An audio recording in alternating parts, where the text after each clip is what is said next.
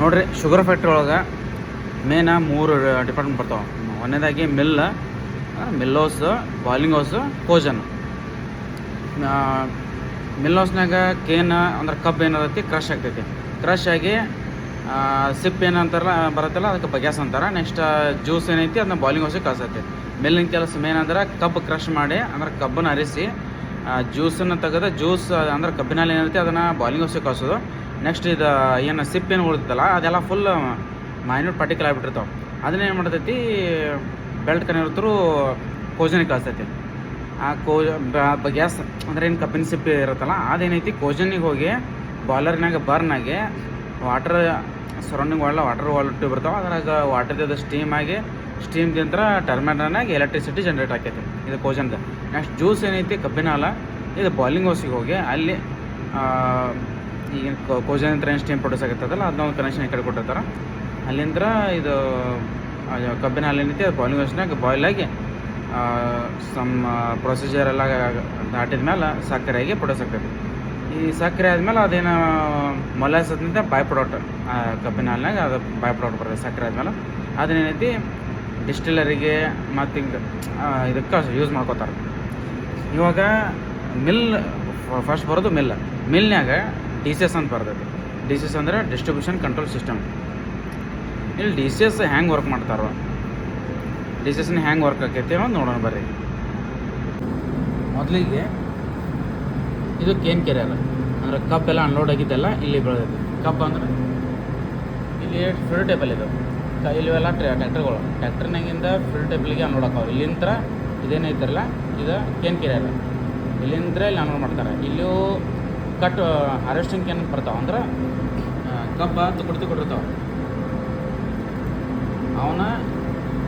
ಅವನ್ನೆಲ್ಲ ಈ ಏರಿಯಾದಾಗ for example ಇಲ್ಲೊಂದು ಇಲ್ಲಿ ಅನ್ಲೋಡ್ ಮಾಡ್ತಾರೆ.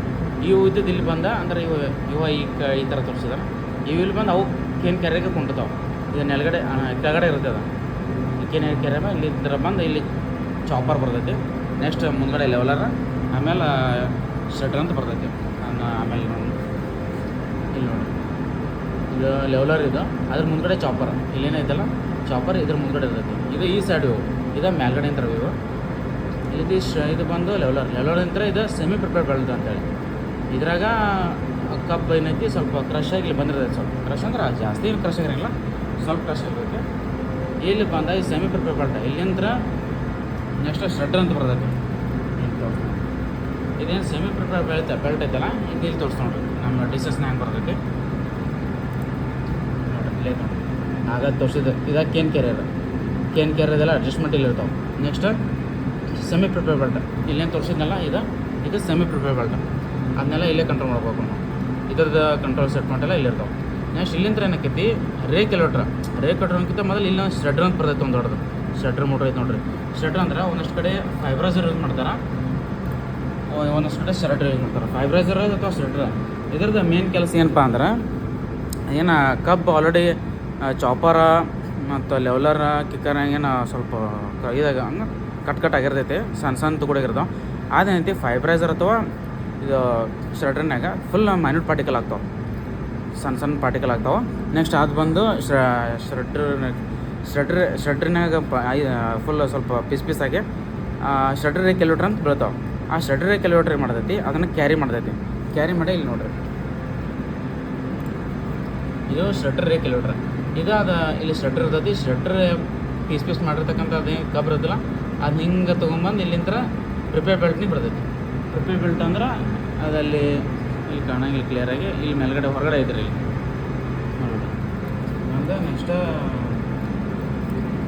ಪ್ರಿಪೇರ್ ಬೆಲ್ಟ್ ಬರ್ತೈತಿ. ಪ್ರಿಪೇರ್ ಬೆಲ್ಟ್ ಅಂತ ಏನಕ್ಕೈತಿ ಫಸ್ಟ್ ಮೇಲೆ, ಇದು ಫಸ್ಟ್ ಮೇಲೆ ಅಂದ್ರೆ ನಮ್ಮಲ್ಲಿ 4 ಮೇಲೆ ಅದಾವೆ. ಅದೇ ಇದು 1ನೇ ಮೇಲೆ. ಈ 1ನೇ ಮೇಲಿಗೆ ಚೋಟನೆ ಬೀಳ್ತೈತಿ. ನೆಕ್ಸ್ಟ್ ಈ ಪ್ಲೇಸ್ ಇದರ ಮುಂದಿಂದ ಇಲ್ಲಿ ಕಂಟಿನ್ಯೂ ಆಗೈತೆ. ಅಲ್ಲೇನು ಫಸ್ಟ್ ಮೇಲೆ ಇರ್ತಾರಲ್ಲ ಇದು ಪ್ರಿಪೇರ್ ಬೆಲ್ಟ್. ಆಗ ಹಿಂಗೆ ಇನ್ಕ್ಲೈನ್ ಹಿಂಗೆ ತೋರಿಸಿದಾರಲ್ಲ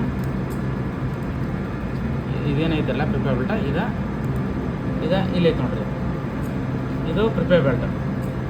ಇಲ್ಲಿಂದ ಕಟ್ ಪೀಸ್ ಆಗಿದ್ದು ಅಂತ ಕೇನ್ ಅಂದ್ರೆ ಕಟ್ ಪೀಸ್ ಅಂದರೆ ಶ್ರೆಡ್ಡರ್ದಿಂದ ಬಂದಂಥ ಕೇನ್ ಏನೈತಿ